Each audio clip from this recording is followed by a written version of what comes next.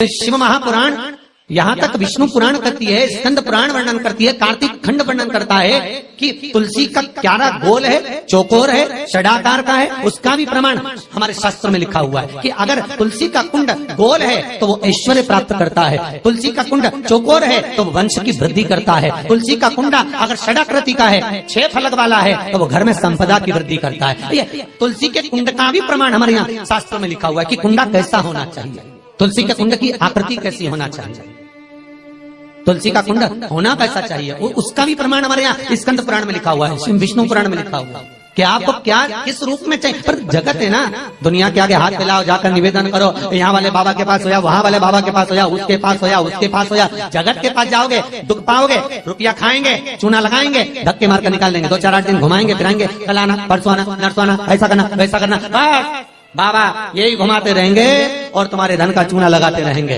पर निवेदन है इनसे बचकर शिव की शरण में जाकर भगवान शास्त्र में जो लिखा है उसके अनुसार हम क्यों ना कर्म करें जिसका फल हम पा जाए, हम क्यों ना ऐसा कर्म करें जिसके फल को हम पा सकें, हम क्यों भ्रमित हुए। हमारे यहाँ तुलसी के कुंड का भी विधान है, गोल कुंडा है ऐश्वर्य देगा, चौकोर कुंडा है। आप लोग कई बार देखे होंगे किसी किसी के यहाँ चौकोर तुलसी का क्यारा होता है, कुंडा होता है, वो वंश बड़ा, षडाकृति का है, वो धन देता है, संपदा। दोष हमारा है, हम तुलसी के कुंडे के नीचे शंकर जी को रख देते हैं, क्यों कि यहीं तुलसी जी को पानी चढ़ाएंगे, यहीं शंकर जी को चढ़ा देंगे। दोष तुलसी के कुंड के नीचे हम सर्पदेव को रख देते हैं, नाग देवता रख देते हैं, पानी चढ़ाएंगे, पात्री रख देते हैं, नहीं, इसका दोष हम सबको स्वयं अगर गलती करते हैं तो स्वयं को। कैसा कुंड हो, 7 तरह के कुंडों का व्याख्यान तुलसी के रूप में कहा गया है। पहला गोल, दूसरा चौकोर, तीसरा षडाकृति, चौथा त्रिवेणी, 3 कोने वाला कुंडा। शास्त्र कहता है जिसके मार्ग घर में टुकड़े हो रहे हो, घर विभाजन की ओर हो रहा हो, तो 3 कोण का कुंडा घर में रखकर पूजा करने पर परिवार एक हो जाता है। 5वां, गार्डन में बिना कुंडे का, बिना कुंड का जो तुलसी का पौधा रोपित होता है, बिना कुंड के एक बगीचा जैसा बो दिया जाता है, तुलसी तुलसी उत्पन्न हो जाती है। महाराज वहां पर संपदा तो रहती है पर चिंता बहुत रहती है, टेंशन बहुत रहती है। क्यों? घर के दरवाजे के बाहर इतनी सारी बगीचे में तुलसा कर दी, कोई निकल कर जा रहा था उसने थूक दिया, कोई निकल कर जा रहा था उसने पानी डाल दिया, कोई श्वान ने, कुत्ते ने, किसी ने, बिल्ली ने गंदगी कर दी, उसका दोष आपको लगेगा। इसलिए कुंड के अंदर तुलसा का वो धन तो देगा, जो तुमने बगीचे में तुलसा लगाई है, गार्डन तुलसा का करा, वो धन तो देगा, संपदा भी देगा, पर चिंता को बढ़ा देगा। 5 मारा। 6, तुलसी के कुंड को 3 धार पर लटका कर रखना।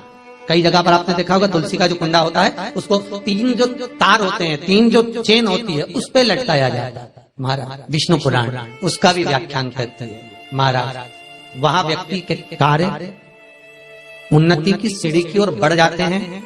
जैसे भोजन की थाली लग गई, भोजन तैयार हो गया, बस खाने बैठे हो और थाली खसक गई, समझ लेना कि तुलसी को अधर पर लटका कर रखा है।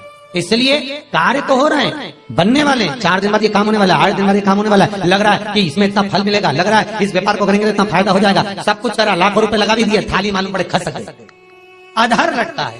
7 क्रम है तुलसी के, ये 6ठा क्रम बताया। तुलसी का 7वां क्रम, तुलसी का 7वां क्रम है। महाराज तुलसी का कुंडा जैसा घर के आंगन में है, तुलसी का कुंड जैसे घर के आंगन में विराज रहा है, ऐसा ही छोटा सा कुंड भगवान के लिए रोपित करें।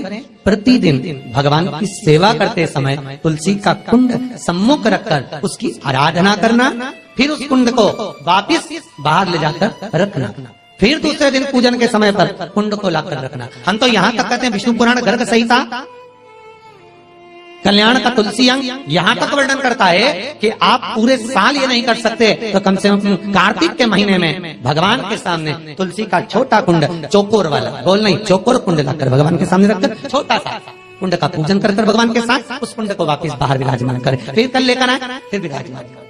आप पूरे साल नहीं कर सकते तो 1 महीना, उसका फल 1000 गुना प्राप्त होता है।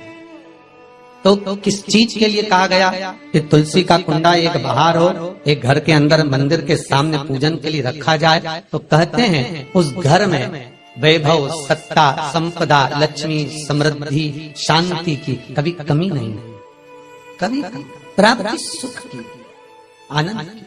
7 तरह के कुंड, 7 तरह के तुलसी के रोग का वर्णन हमारे यहाँ विष्णु पुराण में किया गया। आप किस भाव से कर रहे हैं ये आप महाराज। स्त्रियों के, नारियों के जितने भी रोग होते हैं, बीमारियां होती हैं, रजोधर्म से जुड़ी हुई जो भी तकलीफें होती हैं, उसका भी व्याख्यान देवी भागवत में स्पष्ट कहा गया। गुलर का फूल अर्थात जो देवी जी को, माता जी को जो घंटी वाला फूल चढ़ता है लाल कलर का, गुलर का फूल माता के चरणों को छुआकर, तुलसी के पौधे का स्पर्श कराकर जो नारी को रजोधर्म से जुड़ी हुई परेशानियां होती हैं, उसके अंतर्गत वो फूल तुलसी का पौधा दिखाते हुए खिला दिया जाता है।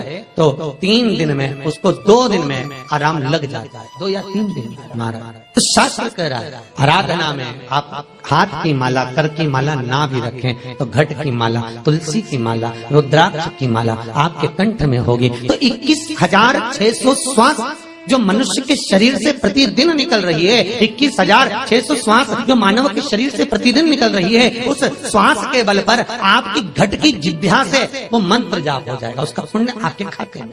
तुम्हारे गले में जो तुलसी की माला हो, तुम्हारे गले में जो रुद्राक्ष की माला हो, उसमें मन के 108 होना चाहिए या 108 से भी ज्यादा होना चाहिए। कम मनके की माला मत पहना गले में, बारीक बारीक मनके की कर लो, छोटे से छोटे मनके की कर लो, 100 से भी ज्यादा हो, 108 से भी ज्यादा हो। क्यों? क्योंकि गले में अगर तुलसी की माला होगी, गले में रुद्राक्ष की माला होगी, भले तुम्हारे मुख से नाम ना निकले, भले तुम्हारे हाथ में करमाला ना आए, भले तुम भगवान का नाम जपो ना जपो, भले तुम भगवान को भोग लगाओ ना लगाओ, भले तुम तीर्थ जाओ ना जाओ, और गले में अगर तुलसी की माला या रुद्राक्ष की माला तुम्हारे गले में है तो चिंता मत करना, तुम्हारी श्वास जितनी निकलेगी, 21,600 श्वास जो मनुष्य के शरीर से प्रतिदिन निकल रही है, वो 21,600 श्वास के मनके का फल तुम्हें रोज का प्राप्त हो जाएगा। बस ध्यान रखना, गले में मनका होना जरूरी है, गले में माला होना जरूरी है, भले रुद्राक्ष का एक मनका हो, भले तुलसी का एक मनका हो, और गले में हो तो उसका फल मिलेगा, घटेगा नहीं। पद्म पुराण गर्ग संहिता में भी आप ढूंढेंगे तो मिल जाएगा। गीता प्रेस गोरखपुर की तुलसी अंक निकालेंगे तो उसमें मिल जाएगा। 2 वृक्ष ऐसे हैं जिनके नजदीक में जो दिया जाता